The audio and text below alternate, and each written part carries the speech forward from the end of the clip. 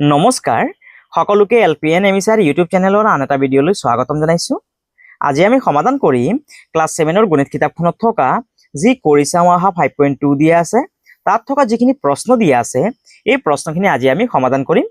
আৰু এই প্ৰশ্নখিনি সমাধান কৰাৰ আগতে পাঠটোত থকা আমি দুটামান কথা জানিব লাগিব। তোমালোকৰ পেজ নাম্বাৰ 175ত দিয়া আছে, ইয়াত লিখা আছে লম্বৰেখা। এতিয়া চোৱা লম্বৰেখা মানে কি? লম্বৰেখা মানে কি ইয়াত দিয়া আছে, যদি দুডাল ৰেখাই সিহঁতৰ ছেদবিন্দুত 90 ডিগ্ৰী বা সমকোণৰ সৃষ্টি কৰে তেন্তে ৰেখা দুডালক পৰস্পৰ লম্বৰেখা বুলি কোৱা হয়। ইয়াত চোৱা এক্স এডাল ৰেখা আৰু ৱাই আন এডাল ৰেখা। এক্স ৰেখা আৰু ৱাই ৰেখা য'ত কটাকটি কৰিছে তাক কোৱা হয় ছেদবিন্দু। আৰু এই ছেদবিন্দুত যেতিয়া এক্স ৰেখাই আৰু ৱাই ৰেখাই 90 ডিগ্ৰী কোণৰ সৃষ্টি কৰিছে ইয়াক কি বুলি কোৱা হয়? লম্ব বুলি কোৱা হয়। ইয়াক লম্ব ৰেখা বুলি কোৱা হয়। অৰ্থাৎ ধৰিলো এক্স এডাল ৰেখা আৰু ৱাই আন এডাল ৰেখা। এতিয়া এক্স ৰেখা আৰু ৱাই ৰেখা ইয়াত কটাকটি কৰিছে, ইয়াক কোৱা হয় ছেদবিন্দু। যেতিয়া ছেদবিন্দুত ৰেখা দুডালে 90 ডিগ্ৰী কোণৰ সৃষ্টি কৰিব তেতিয়া এই ৰেখাডালক কি বুলি কোৱা হয়? লম্ব ৰেখা বুলি কোৱা হয়, বা এইডাল ৰেখা কি বুলি কোৱা হ'বগৈ? লম্ব ৰেখা বুলি কোৱা হয়। এই কথাটোকে ইয়াত কোৱা হৈছেগৈ। অৰ্থাৎ 90 ডিগ্ৰী উৎপন্ন হোৱাটো সূচায়। আৰু ইয়াক আমি ইংৰাজী এল আখৰ নিচিনা দেখিবলৈ পাম। যেতিয়া তোমালোকে ইংৰাজী এল আখৰ নিচিনা এনেকুৱা দেখা পাবা তেতিয়া তোমালোকে বুজিবা যে ইয়াত যোনটো কোণৰ মাপ সেইটো কিমান ডিগ্ৰী? 90 ডিগ্ৰী। বা যেতিয়া তোমালোকে এই ধৰণে দুডাল ৰেখা দেখা পাবা তেতিয়া তোমালোকে ভাবিবা যে ইয়াত কিমান ডিগ্ৰী কোণ আছে? 90 ডিগ্ৰী। ইয়াৰ পাছত চোৱা কি দিয়া আছে, সমান্তৰাল ৰেখা। এখন সমতলত থকা এযোৰ ৰেখা যাক দুয়ো দিশত বহাই দিলেও কেতিয়াও কটাকটি নকৰে তেনে ৰেখাবোৰক সমান্তৰাল ৰেখা বোলে। অৰ্থাৎ চোৱা মই ইয়াত এডাল ৰেখা অংকন কৰিলো আৰু ইয়াত আন এডাল ৰেখা অংকন কৰিলো। এতিয়া এই ৰেখা দুডালক যদি মই এই ৰেখাখনক এইদৰে যদি বহাই গৈ থাকো, আকৌ এই ৰেখাখনক যদি মই এইদৰে যদি বহাই গৈ থাকো তেতিয়াহ'লে চোৱা এই ৰেখা দুডালে কিন্তু কেতিয়াও এখনৰ লগত কিন্তু আনখন লাগি নাযায়, অৰ্থাৎ কটাকটি নকৰে। আৰু ইয়াকে কি বুলি কোৱা হয়? সমান্তৰাল ৰেখা বুলি কোৱা হয়। সমান্তৰাল ৰেখা, আৰু যাক ইংৰাজীত কোৱা হয় parallel, PARALLEL, parallel lines, LINES lines. ইয়াত ৰেলৰ চিৰি দিয়া আছে, হয়নে? ৰেলৰ চিৰি দুখনক যেতিয়া আমি বহাই বহাই গৈ থাকিম তেতিয়া কিন্তু এখনৰ লগত কিন্তু আনখন কেতিয়াও লাগি নাযায়। তাৰমানে ইয়াত আমি কি দেখিবলৈ পাইছো? সমান্তৰাল ৰেখা থকাটো দেখা পাইছো। ইয়াৰ পাছত ইয়াত জখলা আছে, জখলাত যেতিয়া আমি এই চাইডটো বহাই গৈ থাকিম বা এই চাইডটো বহাই গৈ থাকিম তেতিয়া কিন্তু এই চাইডৰ লগত কিন্তু এই চাইডটো কিন্তু কেতিয়াও টাচ নহয়, হয়নে? অৰ্থাৎ ইয়াতো আমি সমান্তৰাল ৰেখা দেখা পাম, ইয়াতো আমি সমান্তৰাল ৰেখা দেখা পাম, আৰু ইয়াতো আমি সমান্তৰাল ৰেখা দেখা পাম। আৰু চোৱা আমাৰ যে কি আছে, ইলেক্ট্ৰিচিটিৰ যে তাৰবোৰ যে আছে তাৰবোৰ কি হয়? এখন তাৰৰ লগত কিন্তু আনখন তাৰ কেতিয়াও টাচ নহয়, হয়নে? অৰ্থাৎ তাতো আমি কি দেখিবলৈ পাওঁ? সমান্তৰাল ৰেখা থকাটো দেখিবলৈ পাওঁ। ইয়াৰ পাছত চোৱা এতিয়া আমি যি কৰি চাওঁ আহা 5.2 দিয়া আছে তাত থকা যিখিনি প্ৰশ্ন দিয়া আছে এই প্ৰশ্নখিনি আমি এতিয়া সমাধান কৰিম। কৰি চাওঁ আহা 5.2ৰ 1 নম্বৰৰ প্ৰশ্ন, তলৰ ফুৰজালিখনত তিনিটা বিন্দু সংযোগী অন্তত 4ডাল ৰেখা আঁকা। ৰেখা কেইডালৰ প্ৰতিটো বিন্দুৰ ওপৰত লম্ব ৰেখা অংকন কৰিবলৈ চেষ্টা কৰা। চোৱা কেনেধৰণে কৰিম। কৈছে যে তলৰ ফুৰজালিখনত তিনিটা বিন্দু সংযোগী অন্তত 4ডাল ৰেখা আঁকা। প্ৰথমে কি কৰা, এই তিনিটা বিন্দুক স্কেল আৰু পেঞ্চিলৰ সহায়ত সংযোগ কৰি লোৱা। তিনিটা বিন্দুক আমি সংযোগ কৰিলো। তিনিটা বিন্দু সংযোগী অন্তত 4ডাল ৰেখা আঁকা। এডাল ৰেখা আঁকিলো, ইয়াৰ পাছত ইয়াত আন এডাল ৰেখা আঁকা। আমি দুডাল ৰেখা আঁকিলো, ইয়াৰ পাছত তিনিডাল ৰেখা আঁকিলো, ইয়াৰ পাছত এতিয়া আমি ইয়াত আন এডাল ৰেখা আঁকিম। আমি 4ডাল ৰেখা আঁকিলো। এতিয়া ইয়াত কৈছে যে ৰেখা কেইডালৰ প্ৰতিটো বিন্দুৰ ওপৰত লম্ব ৰেখা অংকন কৰিবলৈ চেষ্টা কৰা। এতিয়া আমি কোণমান যন্ত্ৰখনৰ সহায়ত ইয়াত থকা বিন্দু কেইটাৰ ওপৰত আমি কি কৰিম? 90 ডিগ্ৰী কোণ অংকন কৰিম, অৰ্থাৎ লম্ব অংকন কৰিম। লম্ব ৰেখাই কি কৰিব?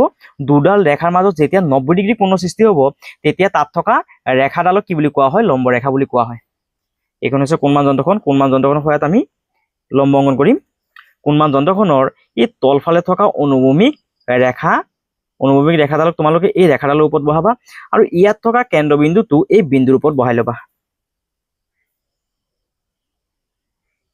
এইটো 90 ক'ত আছে, ইয়াত আছে হয়নে? ইয়াত এটা বিন্দু দিবা অৰ্থাৎ ফুট দিয়া। এতিয়া স্কেল পাতৰ সহায়ত ইয়াৰ ওপৰত এইদৰে তোমালোকে লম্ব আঁকি দিয়া। ইয়াত কি কৈছে চোৱা, কৈছে যে ৰেখা কেইডালৰ প্ৰতিটো বিন্দুৰ ওপৰত 90 ডিগ্ৰী অৰ্থাৎ লম্ব অংকন কৰা। 90টো ইয়াত আছে, ইয়াত কি কৰা ফুট দিয়া। এতিয়া চোৱা ইয়াত বিন্দুটো আছে হয়নে, আৰু অনুভূমিক ৰেখাডাল ইয়াত আছে। ইয়াৰ পৰা 0, 10, 20, 30, 40, 50, 60, 70, 80, 90 ডিগ্ৰী কোনটো ক'ত হ'ব, ইয়াত হ'ব হয়নে? সেইবাবে ইয়াত এটা বিন্দু দিয়া আৰু স্কেলৰ সহায়ত ইয়াক সংযোগ কৰি দিয়া। এইদৰে ইয়াক সংযোগ কৰি দিয়া। আমি ইয়াত আন এডাল লম্ব পাই গ'লো, ইয়াত এডাল লম্ব পালো, ইয়াত আন এডাল লম্ব পালো। এতিয়া ইয়াত আন এডাল লম্ব অংকন কৰা। 90 ইয়াত আছে, ইয়াত এটা বিন্দু দিয়া। এতিয়া স্কেলৰ সহায়ত এই বিন্দুটো সংযোগ কৰি দিয়া। এই বিন্দুটো ইয়াত সংযোগ কৰি দিয়া। ইয়াত আমি আন এডাল লম্ব পাই গ'লো। ইয়াৰ পাছত ইয়াতো একেধৰণে তোমালোকে আঁকিবা। এইদৰে তোমালোকে অংকন কৰিবা কোণমান যন্ত্ৰখনৰ সহায়ত। 90টো ইয়াত আছে, ইয়াত হ'ব। এতিয়া ইয়াক সংযোগ কৰি দিয়া।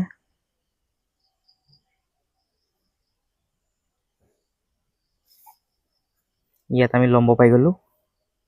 ইয়াৰ পাছত ইয়াত 90 ডিগ্ৰী, 90টো ইয়াত আছে, ইয়াত এটা বিন্দু দিয়া। তাৰপিছত ইটোও কৰি লোৱা একেলগে। ইয়াত আছে, ইয়াত এটা বিন্দু দি লোৱা। এতিয়া স্কেলৰ সহায়ত সংযোগ কৰি দিয়া।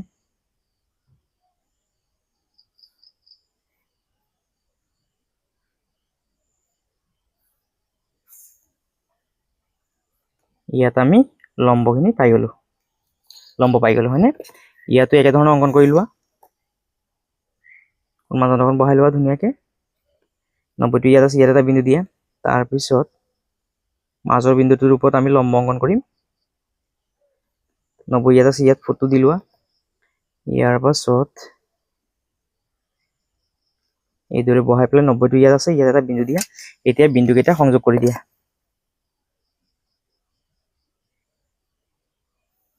বিন্দুকেইটা সংযোগ কৰি দিয়া। এতিয়া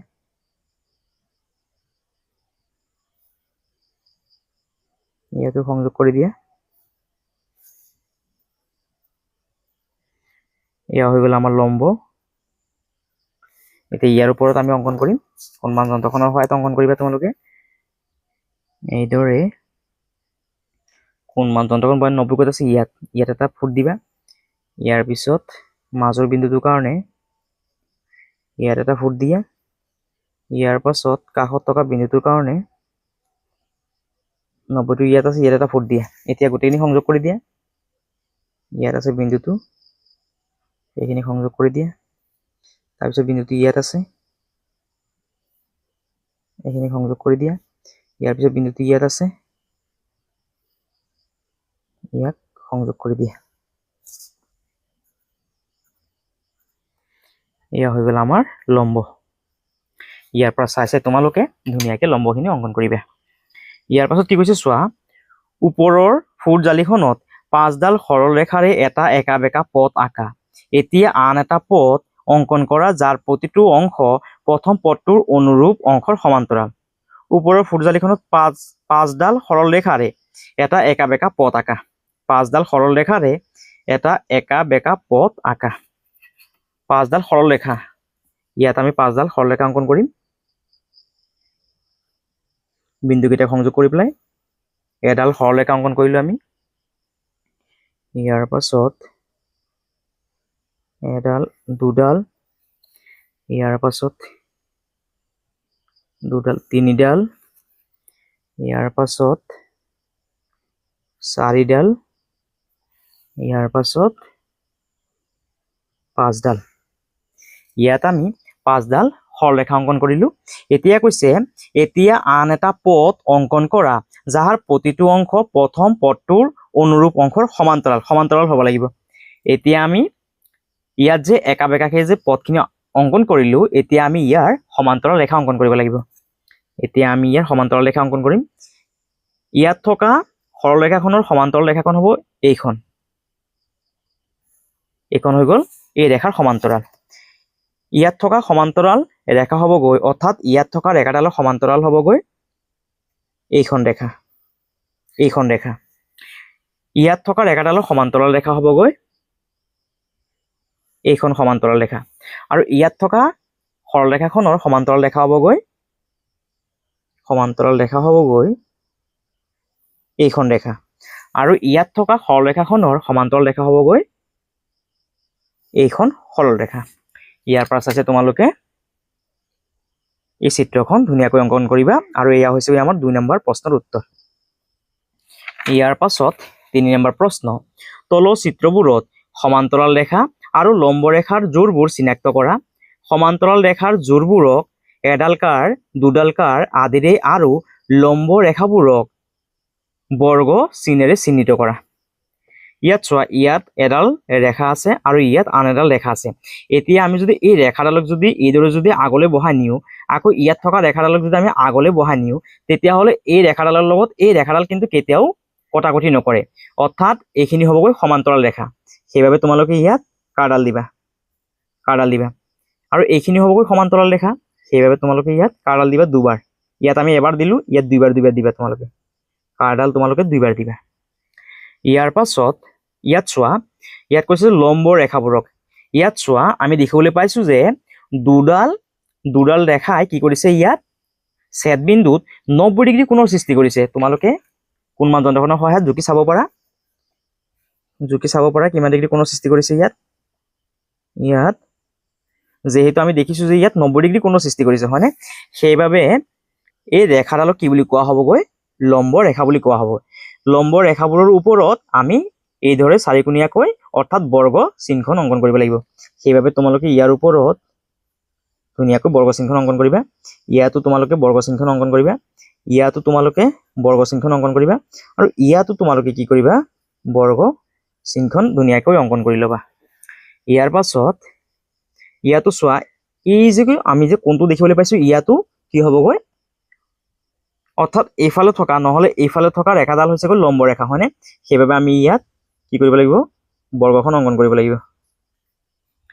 তাৰপিছত ইয়াত চোৱা, এইফালে থকা ৰেখাডাল আৰু এইফালে থকা ৰেখাডালে ইয়াত কি কৰিব, 90 ডিগ্ৰী কোণৰ সৃষ্টি কৰিব।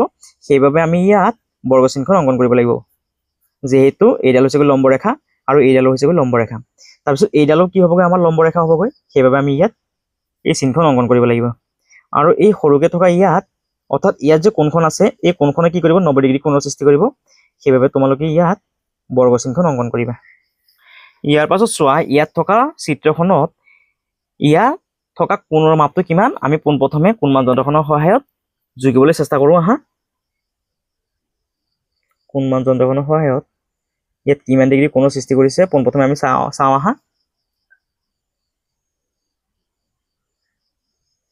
ইয়াৰ পৰা হিচাপ কৰা 0, 10, 20, 30, 40, 50, 60, 70, 80।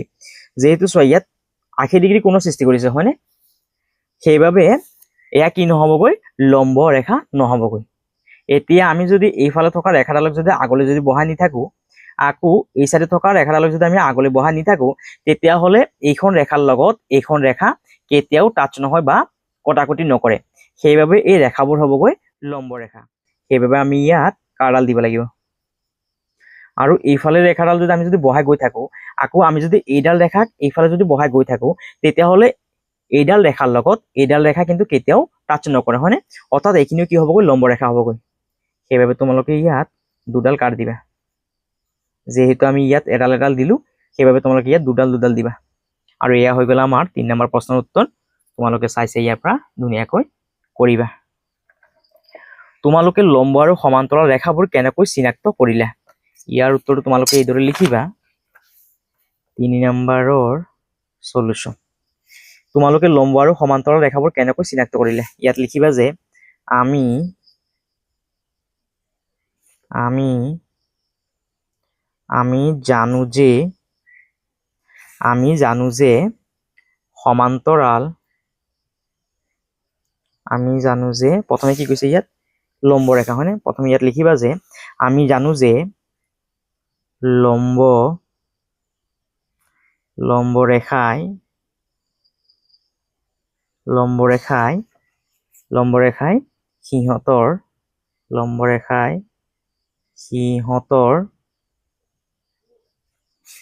লম্ব ৰেখাই সিহঁতৰ লিখিব নালাগে লম্ব ৰেখাই ছেদ বিন্দুত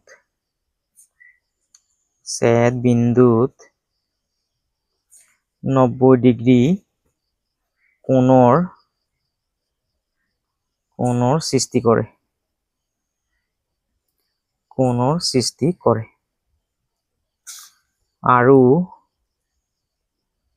আৰু সমান্তৰাল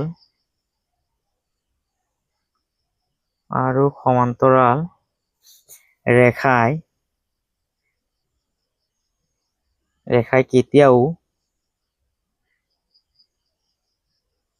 কেতিয়াও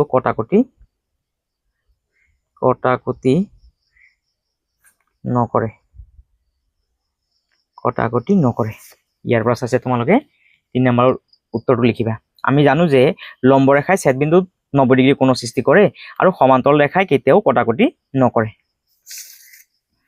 ইয়াৰ পাছত 4 নম্বৰ প্ৰশ্ন স্কেল আৰু ত্ৰিকোণী ব্যৱহাৰ কৰি এক্স ৰেখাৰ সমান্তৰাল হোৱাকৈ এম আৰু এন বিন্দুৰ মাজেৰে যোৱা দুডাল ৰেখা অংকন কৰা অৰ্থাৎ চোৱা কেনেকৈ কৰিম এয়া হৈছে গৈ স্কেল আৰু এয়া হৈছে গৈ ত্ৰিকোণী তোমালোকৰ জ্যামিতি বাকচত আছে তোমালোকে এইখন লৈ ল'বা এতিয়া আমি স্কেল পাত এইদৰে বহাই ললো সাইডত আৰু এতিয়া আমি ত্ৰিকোণীখন এক্স ৰেখাৰ সমান্তৰাল হোৱাকৈ ধুনীয়াকৈ আমি সিধাকৈ বহাই লম ত্ৰিকোণীখন আমি ধুনীয়াকৈ বহালো এতিয়া এই ত্ৰিকোণীখন আমি কি কৰিম ওপৰলৈ উঠাম এতিয়া আমি ওপৰলৈ উঠালো এতিয়া আমি এম বিন্দুটো পালো হয়নে এতিয়া পেন্সিলডালৰ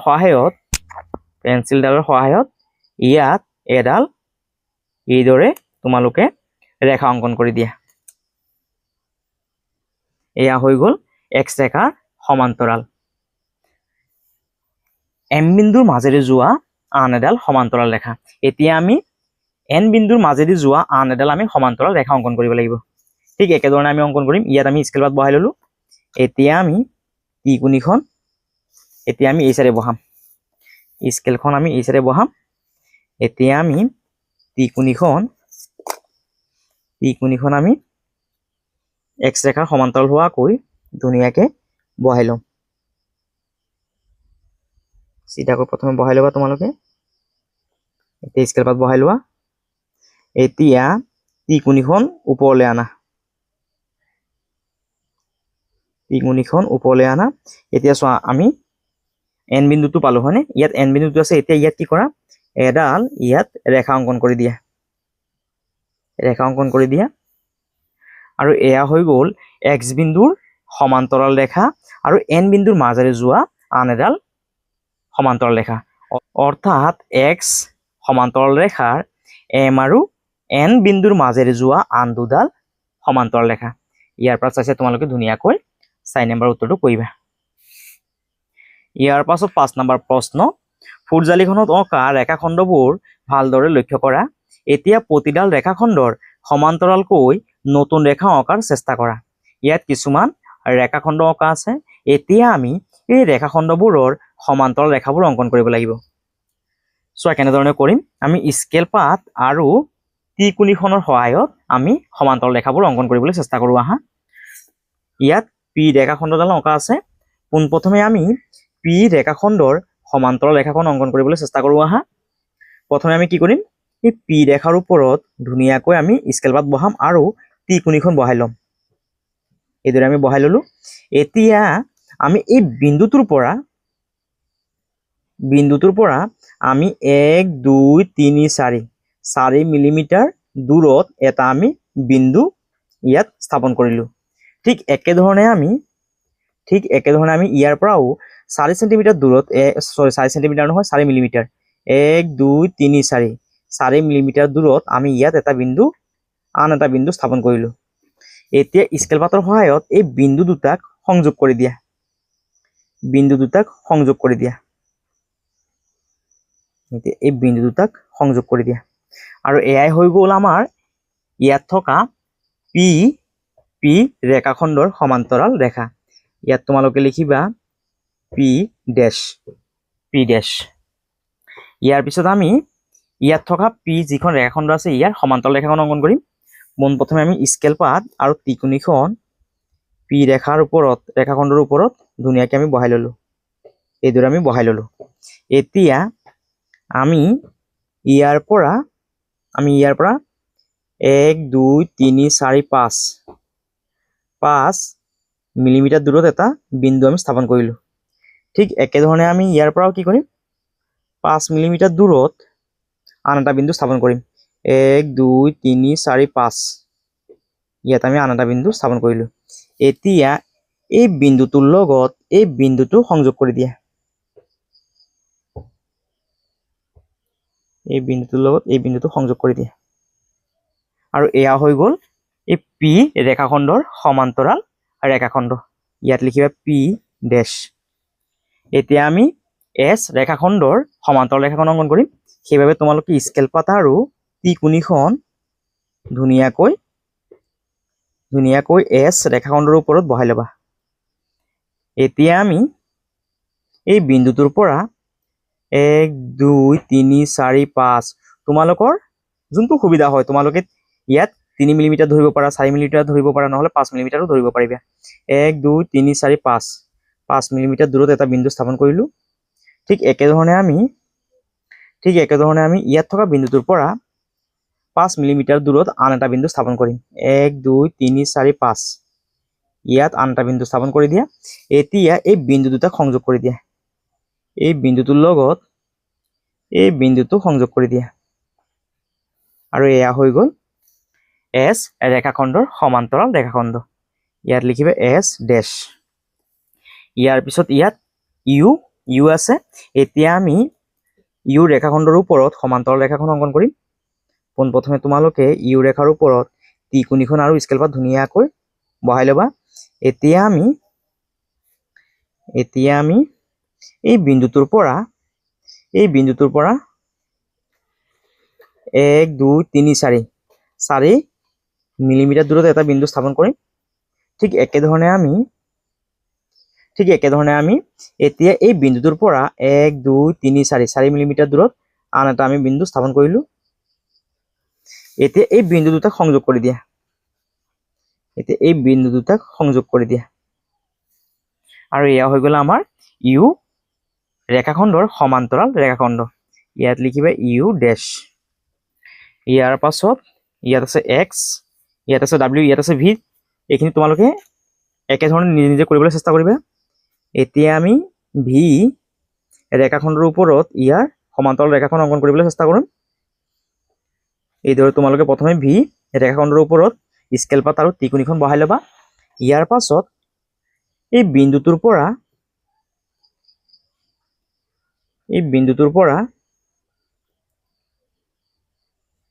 তোমালোকে 1 2 3 4 5 মিলিমিটাৰ দূৰত এটা বিন্দু স্থাপন কৰিবা। ঠিক একেধৰণে এই বিন্দুটোৰ পৰা 5 মিলিমিটাৰ দূৰত আন এটা বিন্দু স্থাপন কৰিবা। 1 2 3 4 5 ইয়াত। এতিয়া এই বিন্দু দুটাক সংযোগ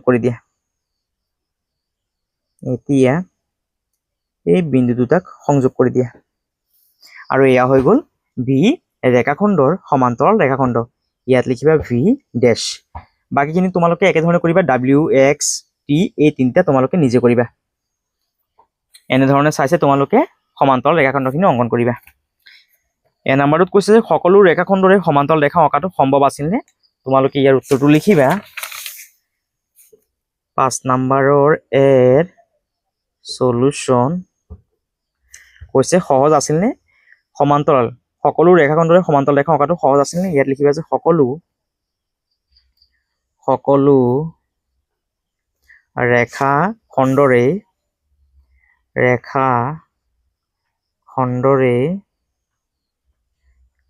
ৰেখাখণ্ডৰে সমান্তৰাল ৰেখা অঁকাটো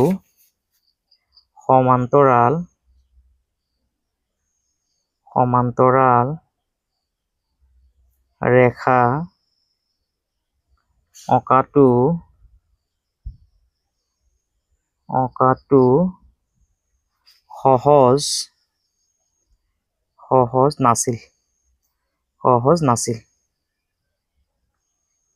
সহজ নাছিল। সকলো ৰেখাখণ্ডৰে সমান্তৰাল ৰেখা অঁকাটো সহজ নাছিল। ইয়াৰ পাছত কৈছে যদি নাছিল কোনকেইডাল ৰেখাখণ্ডৰ সমান্তৰাল ৰেখা অঁকাৰ ক্ষেত্ৰত সমস্যা আছিল। কোনকেইখন ৰেখাখণ্ডৰ সমান্তৰাল ৰেখা আঁকিবলৈ আমাৰ সমস্যা হৈছিল? পি ৰেখাখণ্ডৰ সমান্তৰাল ৰেখা আঁকোতে আমাৰ সমস্যা হৈছে। তাৰপিছত ইয়াত এছ ৰেখাখণ্ডৰ যি সমান্তৰাল ৰেখা সেইখন আঁকিবলৈ অসুবিধা হৈছে। তাৰপিছত ভিৰখন অসুবিধা হৈছে, ডাব্লিউখন আমাৰ অসুবিধা হ'ব, টিখন অসুবিধা হ'ব। ইয়াত তোমালোকে লিখিবা কোনকেইডাল ৰেখাখণ্ডৰ সমান্তৰাল ৰেখা অঁকাৰ ক্ষেত্ৰত সমস্যা হৈছিল। ৰেখাখণ্ড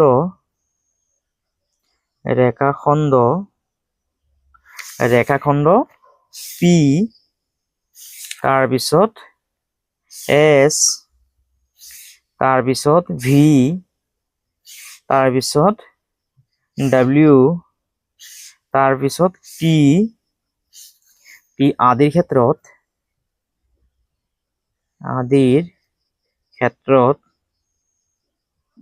আদিৰ ক্ষেত্ৰত সমস্যা হৈছিল।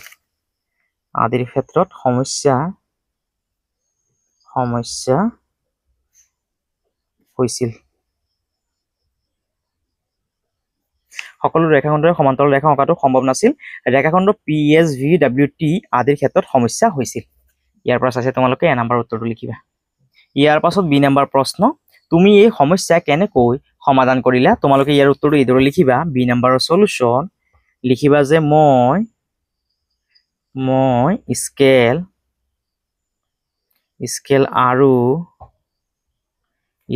আৰু ত্ৰিকোণী ব্যৱহাৰ কৰি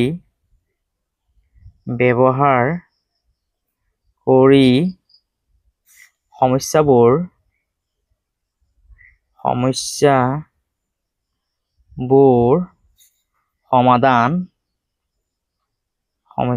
সমাধান কৰিলো। ইয়াৰ পৰা চাইছে তোমালোকে বি নম্বৰ উত্তৰটো লিখিবা। আৰু তোমালোকে ইয়াৰ পৰা চাই সমান্তৰাল ৰেখাখিনি ধুনীয়াকৈ অংকন কৰিবা। আৰু এইখিনি আছিলে আমাৰ কৰিছা অহা 5.2 প্ৰশ্ন উত্তৰখিনি। তোমালোকে ইয়াৰ পৰা চাইছে ধুনীয়াকৈ লিখিবা। আৰু যদি তোমালোকৰ ভিডিঅ'টো যদি ভাল লাগিছে তেতিয়াহ'লে তোমালোকে চেনেলটো ছাবস্ক্ৰাইব কৰিবা, ভিডিঅ'টো শ্বেয়াৰ কৰিবা আৰু কমেণ্ট কৰিবলৈ নাপাহৰিবা। সকলোকে ধন্যবাদ। আৰু আমি নেক্সট ভিডিঅ'ত যি কৰিছা অহা 5.3 দিয়া আছে তাত থকা যিখিনি প্ৰশ্ন দিয়া আছে এই প্ৰশ্নখিনি আমি অতি ধুনীয়াকৈ সমাধান কৰিম। আজিৰ বাবে ইমানতে থাকক। সকলোলৈ আকৌ এবাৰ অশেষ ধন্যবাদ।